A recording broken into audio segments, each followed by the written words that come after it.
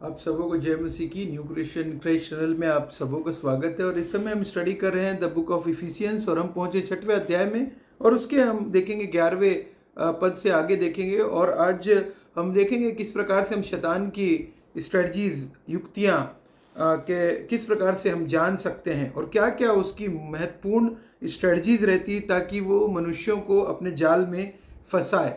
और मैं आपके सामने पढ़ रहा हूँ 6वां अध्याय का 11वां पद मैं आपके सामने पढ़ रहा हूँ। परमेश्वर के सारे हथियार बांध लो कि तुम शैतान की युक्तियों के सामने खड़े रह सको।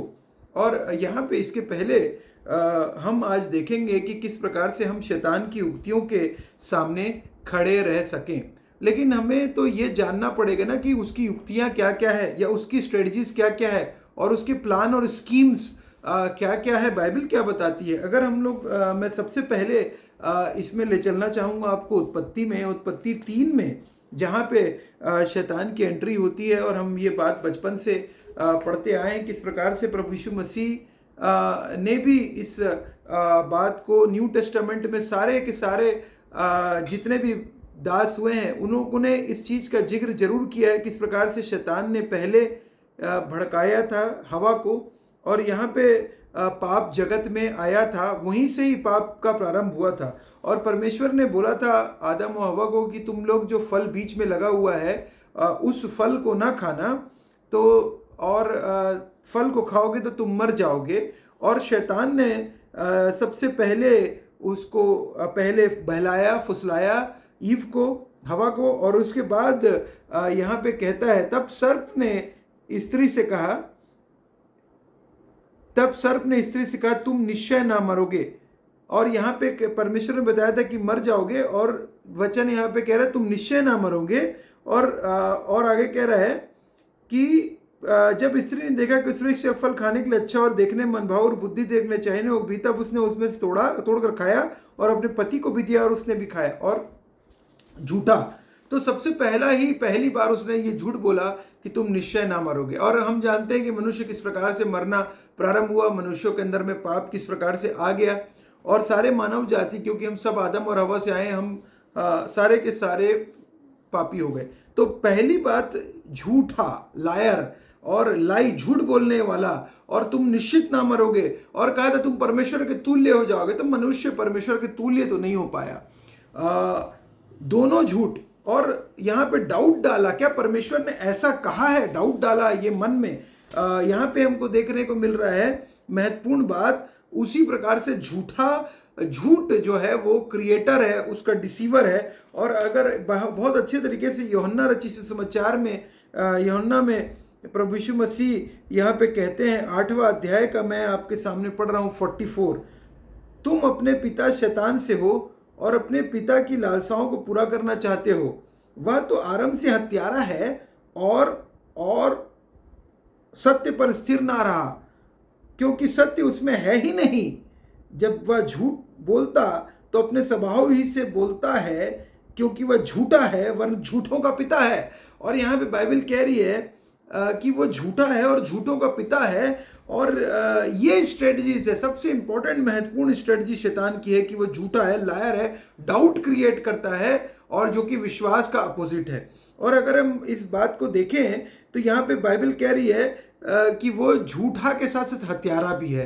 कैन ने हाबिल को कैसे मारा हम जानते हैं, हत्या करने का उसके मन में आया, तो हत्यारा है, उसकी स्ट्रेटजी हत्यारा है, हत्या करने की जहाँ कहीं भी हो रही है आप समझ जाइए कि वो शैतान की स्ट्रेटजीज में से एक है। उसके बाद हम देखते हैं कि यहाँ पे बाइबल कह रही है 2 थिस्सलुनीयंस 2:9 में झूठी सामर्थ और चिन्ह और अद्भुत काम दिखाता है वो भी, और शैतान रूप धारण करता है किसका, भक्त का रूप धारण करता है। लेकिन उसकी स्ट्रेटजीज होती है कि लोगों को वहां से झूठी सामर्थ, झूठे चिन्ह और अद्भुत काम, झूठे साइन मिरेकल्स और every kind of evil deception को यूज करता है, को यूज करता है। और वो क्या करता है, to fool those on their way to destruction, और वो उन लोगों को फूल बनाता है। और वो धोखेबाज है, धोखेबाजी जो है वो शैतान के अंदर बसी हुई है, और उसका स्ट्रेटजी का इस्तेमाल करता है धोखेबाजी का, ताकि लोगों को वो गलत रास्ते पर लेकर चले जाए। उसके बाद देखते हैं कि आज्ञा ना मानने वाला, आज्ञा ना मानने वाला मतलब कि परमेश्वर की इच्छा के अपोजिट चलने वाला, आज्ञा ना मानने वाला, किसी की नहीं सुनने वाला, ये है शैतान का एक एट्रीब्यूट। आज्ञा का उल्लंघन करने वाला, आज्ञा ना मानने वाला। अपने जैसे बच्चे माता पिता की आज्ञा नहीं मानते, उसी प्रकार से हम परमेश्वर की आज्ञा को नहीं मानते। तो परमेश्वर की आज्ञा क्या है? परमेश्वर ने आज्ञा दी थी ना खाना, लेकिन उन्होंने खाया, तो आज्ञा का उल्लंघन करवाता है शैतान। याद रखिए, परमेश्वर की आज्ञाएं जो दी गई है वचन में, बाइबल में, उसकी आज्ञा का उल्लंघन करवाता है शैतान। और क्या है उसकी स्ट्रेटजीज है आज्ञा उल्लंघन के साथ? हम देख रहे थे, मैं इसको निकाल भी लेंगे। पहला फर्स्ट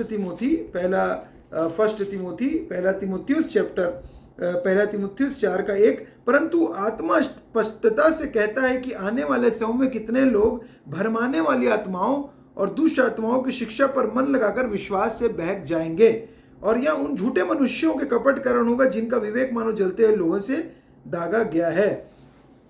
क्या बोल रहा है वचन? झूठी और भरमाने वाली है, भरमाने वाला है, भरमाने वाला, जिसको डिसेप्शन देने वाला, भरमाने वाला है, गलत काम के लिए उस्कावा देने वाला है, गलत सिन की तरफ ले जाने वाला है, पाप की तरफ ले जाने वाला है, वो दिखाने वाला है। और प्रभु यीशु मसीह का भी याद रखिए, जब लिया था, अगर आप मत्ती 4 में देखेंगे तो यीशु मसीह का 3 एरियाज में, आंखों के अभिलाषा, जीविका का घमंड, शरीर की अभिलाषा, इन सब में शैतान ने पैतरे आजमाए। प्रभु यीशु मसीह को लालच देकर देखा, और लालच देता, प्रलोभन देने वाला है। उसने बोला तुम खाकर देखो, निश्चय न मरोगे, प्रलोभन देने वाला है। शैतान की स्ट्रेटजी है प्रलोभन देना, लालच देना, लोभ में लेकर जाना, और यहाँ कर अटेम्प्ट करना, फेलियर।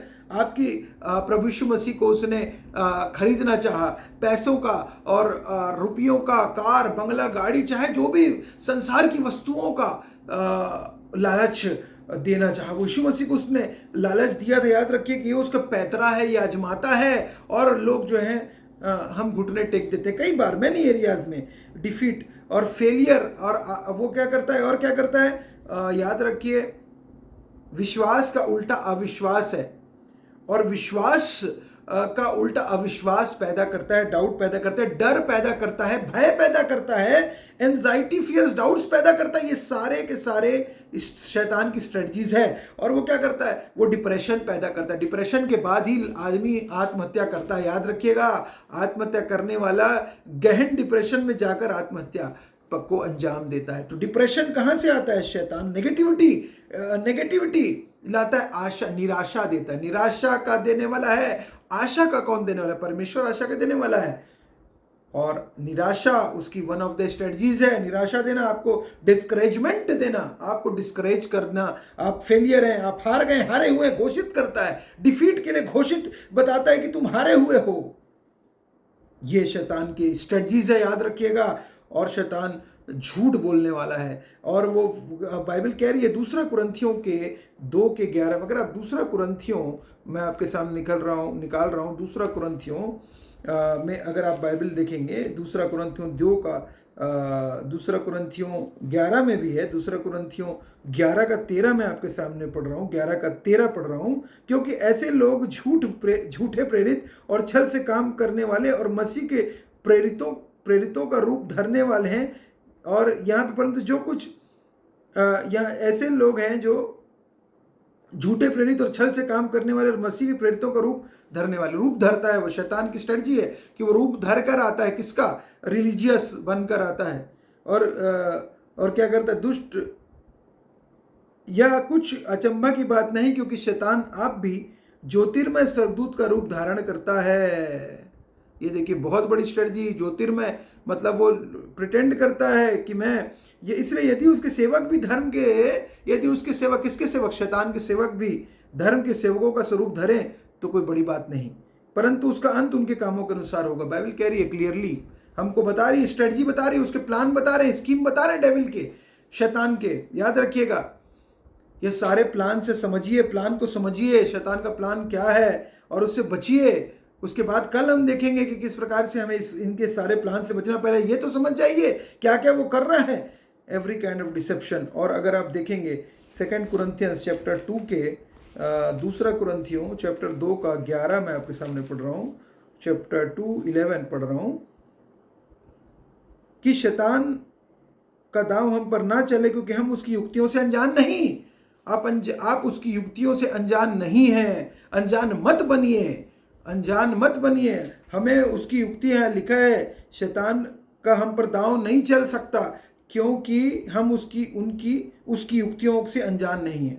अगर आप बाइबल पढ़िए, आपको सारी स्ट्रेटजी शैतान की क्लियर हो जाएगी। और बाइबल वही तो कह रही है कि हमें पहचानना है दुश्मन को, हमें पहचानना है कि हमारा दुश्मन जो है वो शैतान है। हमारा दुश्मन कोई मनुष्य नहीं है, हमारा दुश्मन शैतान है। कोई मनुष्य तो न्यूट्रल है, लेकिन कार्य जो कर रहा है वो शैतान अंदर कार्य कर रहा है, वेवर्ड है, वो आज्ञा का उल्लंघन करने वाला है, हत्यारा है, और बाइबल कह रही धोखेबाज है, और वो चोर है, चोरी करने के लिए आता है। बाइबल कहती है ना कि चोर चोरी करने के लिए आता है, घात लगाने के लिए, हत्या करने के लिए आता है, वो झूठा लायर है। ये सारे के सारी स्ट्रेटजीज का इस्तेमाल करता है ताकि वो मनुष्यों को अपने कब्जे में कर ले, और कब्जे में कर कर उनको उस गर्त में, उस आग, जलती हुई आग में अपने साथ साथ ले जाए।